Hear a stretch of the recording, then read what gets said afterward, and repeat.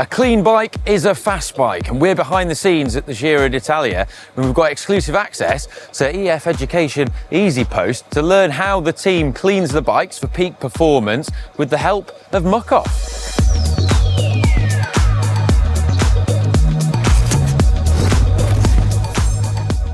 First up, they've got this massive and, well, incredibly impressive maintenance and cleaning truck. This thing is huge. So the sides actually pop outwards to make it like a TARDIS inside and create a really useful workspace. But I'm going to show you, it's proper cool inside. Check this out.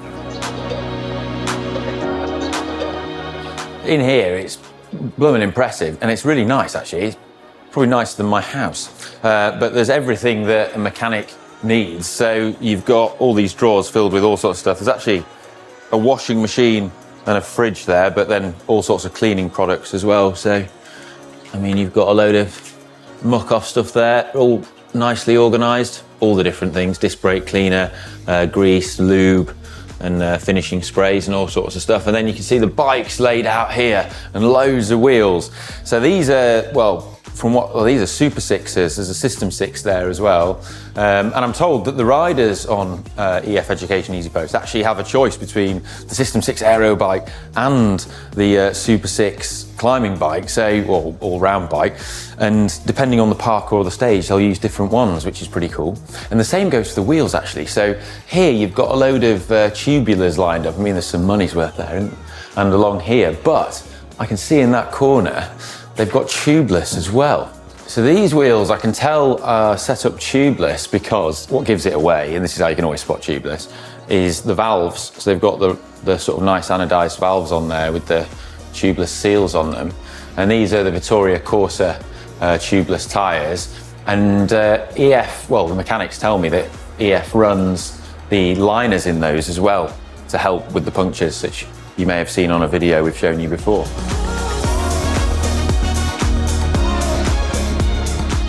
So in the truck, you've got two work stands here, and it's nicely air conditioned and climate controlled in here, so it creates a nice environment if it's a really hot stage.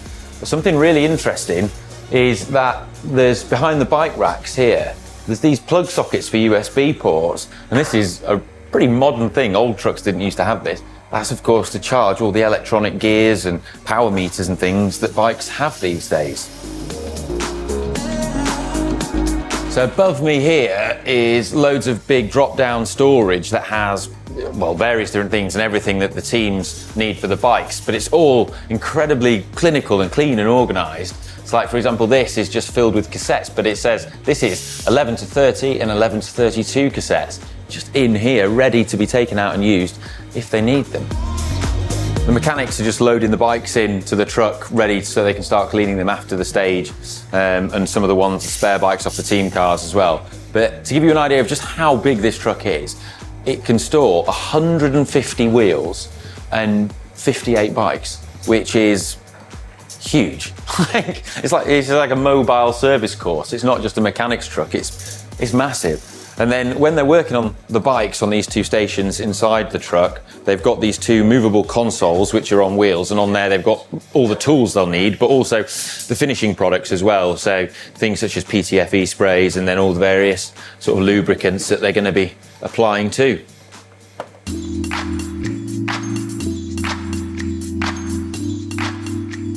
So this truck, it is so cool, but a really cool detail spotted is it doesn't actually have wing mirrors like most trucks have massive wing mirrors. It's got these little things here, there's cameras on here, and then here you've got like this iPad inside the truck, which is the mirror. It's amazing. But how do you clean a bike like a pro to optimise its performance? Well, we've got a step-by-step guide from the EF mechanics. Step 1 is to get the bike on the stand so that it's easier to work on. The mechanics then apply Muc-Off liquid degreaser with a brush to the drivetrain and cassette.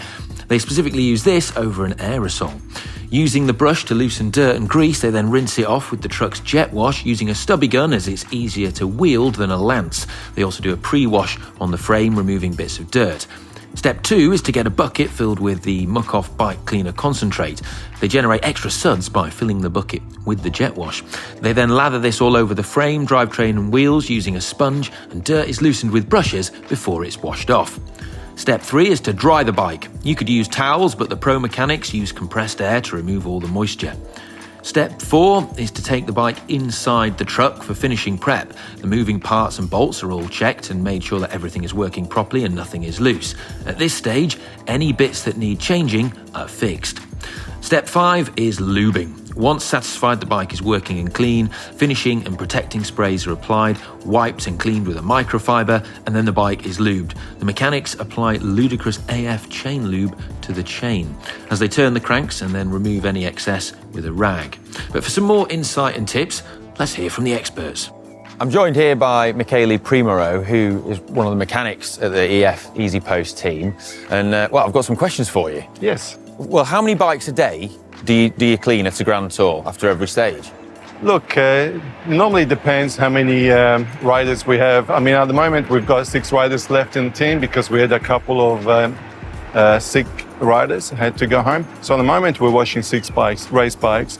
But every few days, then we rotate and do the first reserves and second reserves. So it could be anything from 32 to 18 to 20, something like that. Because that's a lot of bikes, but I think most people won't appreciate that. I probably think it's just the bikes that the guys are riding, but not the bikes that are on top of the cars. Because they get quite dirty. They do actually, because if you think if there's a rainy day or a dirty day, or if we hit some loose dirt or anything like that, then that can get the bikes really dirty. So big question that we often get asked, and people always comment on videos and stuff: jet washing, bad for bikes, bad for bearings.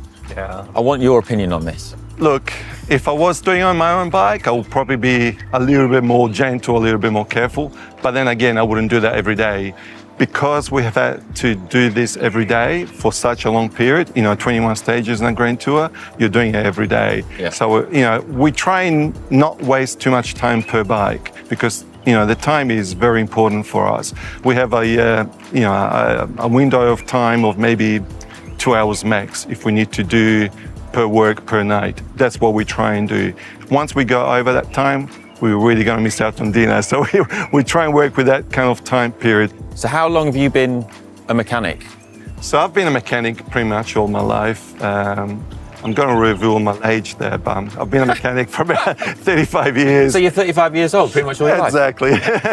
So look, a very long time. As a World Tour mechanic, 5 years. As a mechanic, about 35 years or more.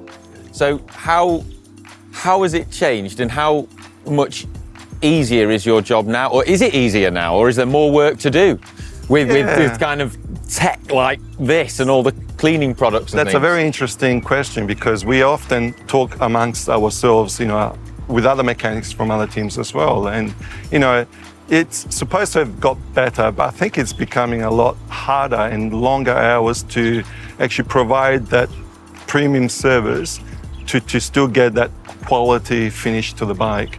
So, the disc brakes are very high maintenance, so there's a lot of work that needs to be done on disc brakes. I mean, that's a totally different conversation to be had. But, some things have become easier, but some things take a lot more time. Yeah, I guess things like tubeless tyres, that's another job you've got to do as well. Yeah, look, we take that very seriously. We try and have the top, safest product for our riders as well. That's why we also tend to do our tubeless tyres in a different manner than most other teams, primarily for that safety reason. Nice. Well, I won't keep you any longer because I know you've got a lot of bikes to clean. So how many bikes to clean today, do you reckon? So look, I think yesterday we did the spare bikes. So tonight, hopefully, it should only be the 6 racing bikes. Just 6 bikes. Okay. Yeah. Thanks, man. My pleasure. Give you one of those. My pleasure. Yeah. Thank you. Oh, I hope you found this video useful and informative. I think the mechanics really are the unsung heroes of cycling teams. And I've certainly learnt a few useful tips that I'm going to be applying to my bike cleaning. So if you want to give the mechanics a thumbs up, well, you know what to do. And to see more videos like this, make sure you subscribe to the channel. And I think I'm going to have an Aperol Spritz now. It's quite warm.